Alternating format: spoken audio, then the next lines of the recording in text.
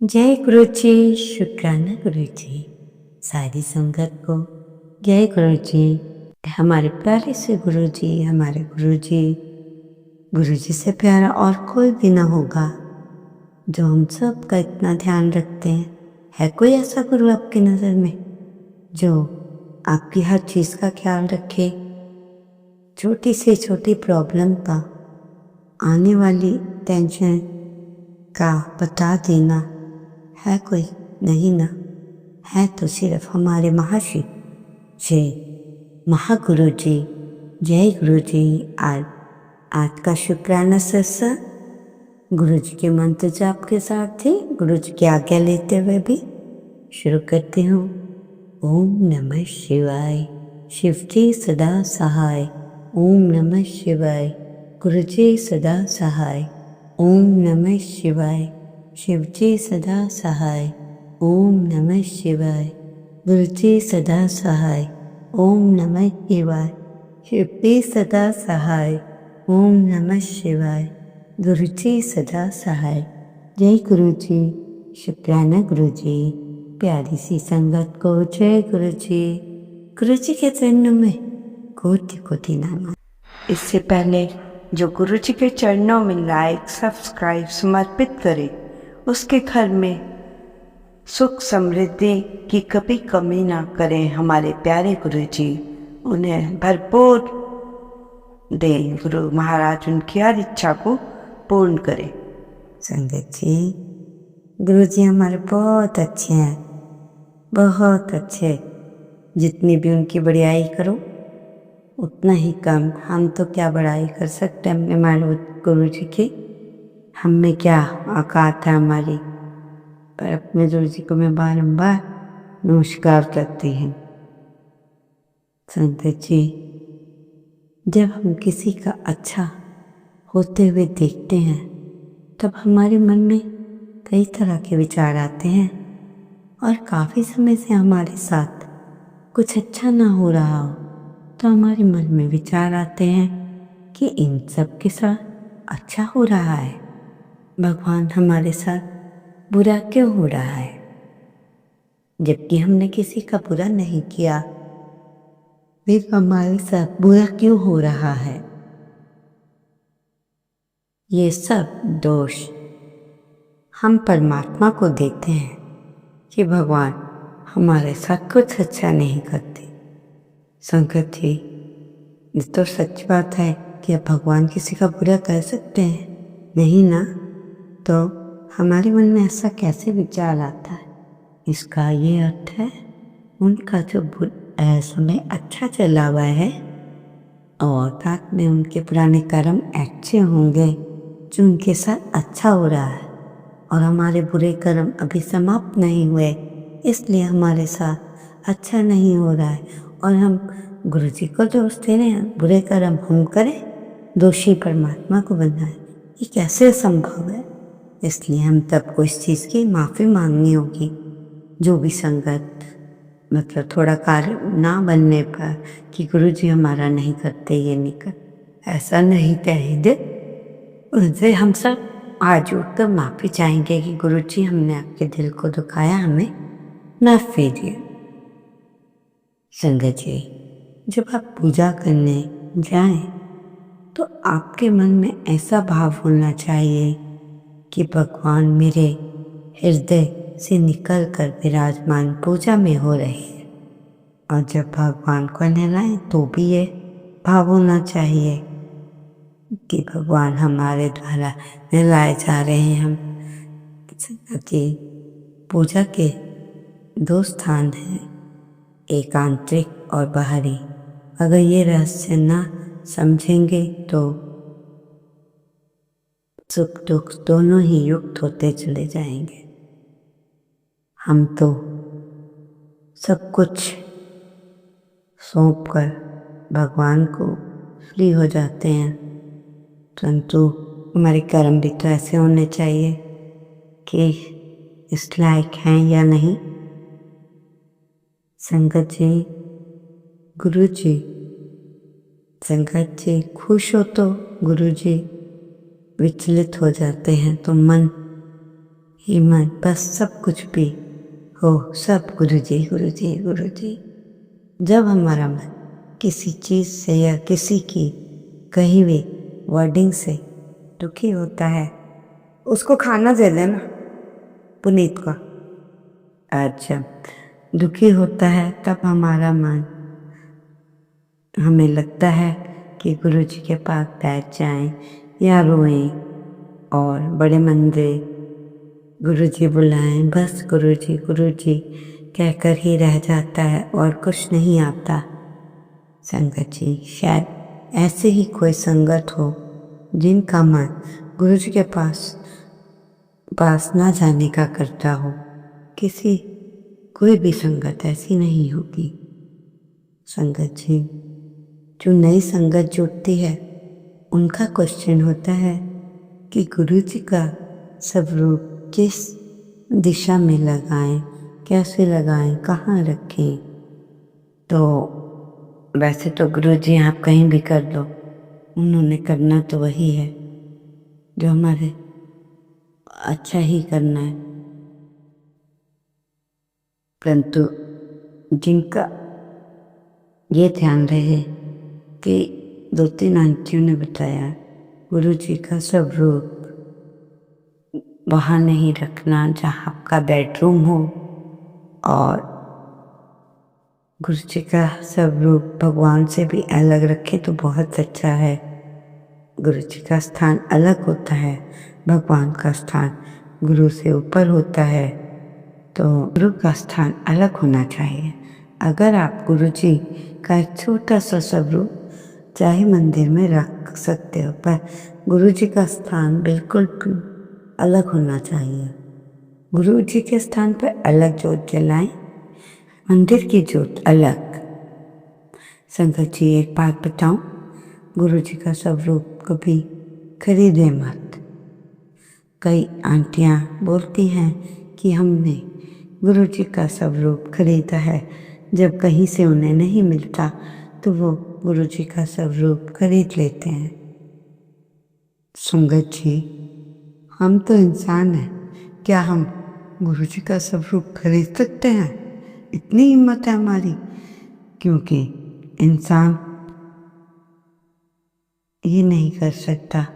क्या हम इतने बड़े हो गए कि भगवान को खरीदने चले?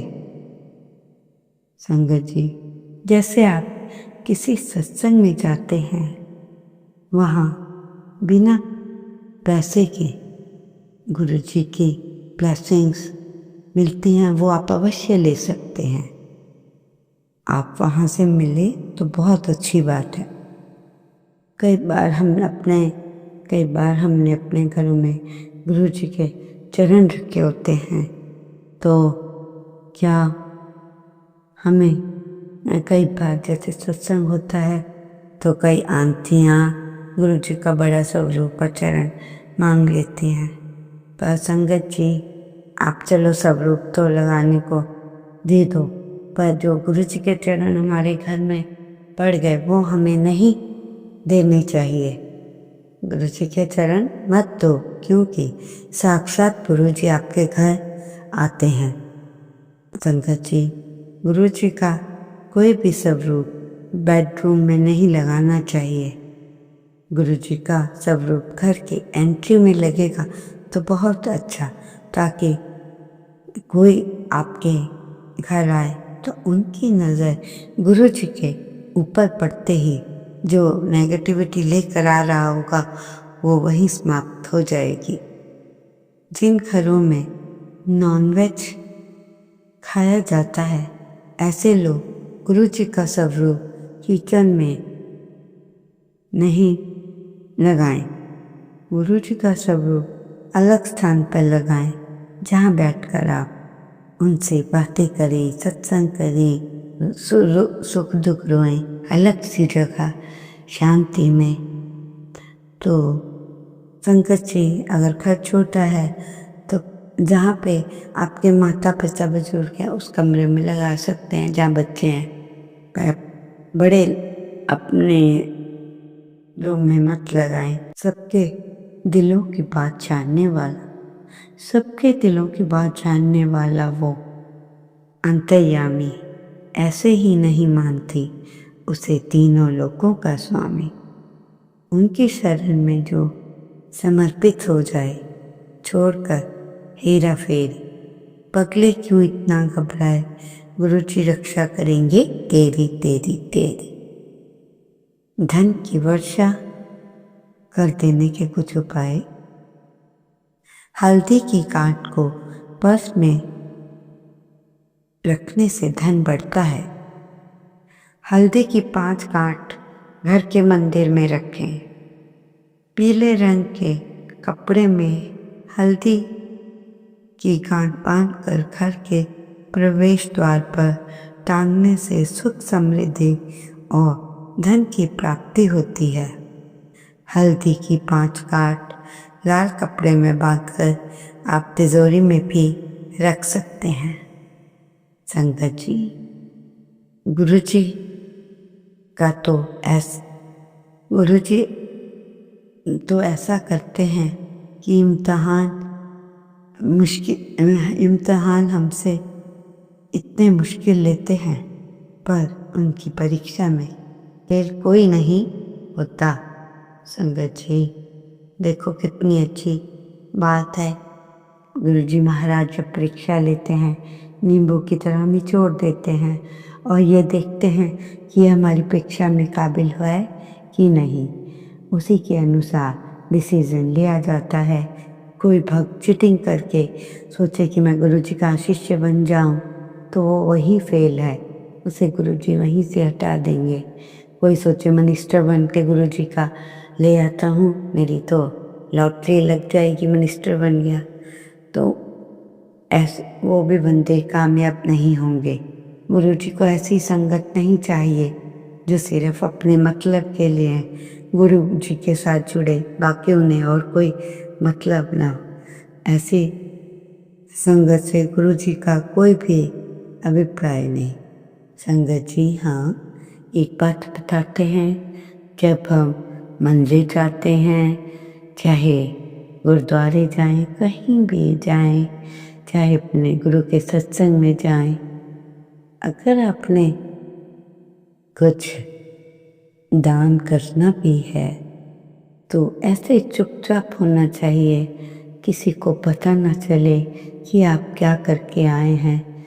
मतलब जब कोई ना हो ऐसे फटाफट दे दो, और उसके बाद जब आप दान दे के आए, ऐसा कदापि मत कहिए कि बताओ लोगों पे कि हमने तो इतना दान दिया है भंडारे के लिए, ये वो, ताकि हम कर सके, सेवा कर रहे हैं हम।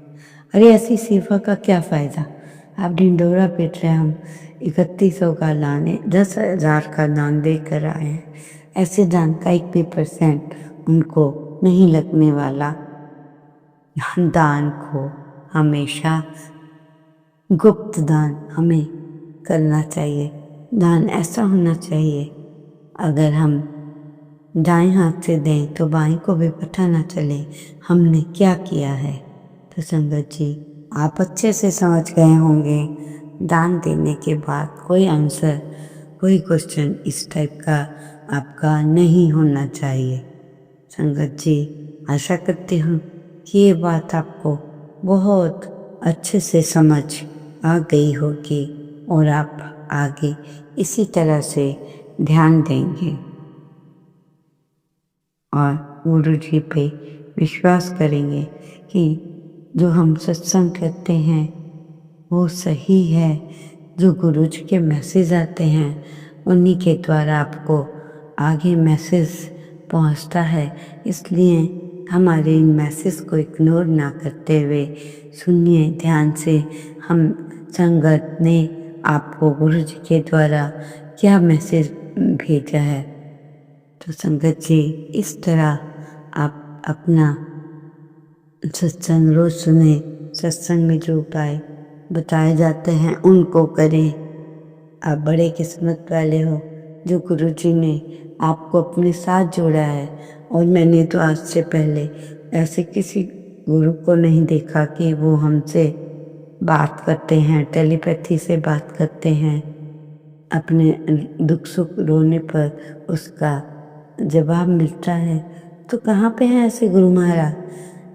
संगत जी आप भी बताइए, हैं क्या? परमात्मा को मन से याद करते हैं, सही बात है, वो हमारी रक्षा करते हैं, सब बातें सही हैं, पर ऐसे गुरु नहीं देखे। तभी तो कहते हैं गुरु गोविंदो खड़े काके लाखों पाए, बलिहारी गुरु आपने जिन गोविंदियो बताए। गुरु जी का स्थान सबसे ऊपर है, क्योंकि गुरु ने ही सब कुछ हमें सिखाया है। गुरु बिन जिनके कोई गुरु नहीं है, उनके गुरु अवश्य होने चाहिए, ताकि वो आपके दिल की बात को जाने और समझें और कुछ आपको ऐसा करने को कहें जिससे आपको बहुत अच्छा हो, लाभ हो, और आपका विश्वास अपने गुरु के प्रति इतना बढ़ जाए कि आप कहें हर तरफ हर पासे गुरु ही गुरु, हर गुरु ही गुरु। तो संगत जी, जिसको कहा जाए बिन बोलिया सब कुछ जानना, किस आगे कीथे अर्धा, बिन बोलिया सब कुछ जानना। ऐसे हमारे गुरु जी बिन कहे ही हमारे मन की बात आ जाती है। कभी कभी मुझे लगता है कि पेट में दर्द है, या डॉक्टर कहता है फैटी लीवर, गुरु जी झट उसका उपाय हमें अगले दिन ही बता देते हैं, बेटी तेरा फैटी लीवर है, ये कर वो कर। मैं तो इतनी खुश होती हूँ, मैं संगत जी झूठ नहीं बोलती, उपाय नहीं कर पाते, परंतु दिल ही दिल गुरु जी का इतना शुक्राना करती हूँ।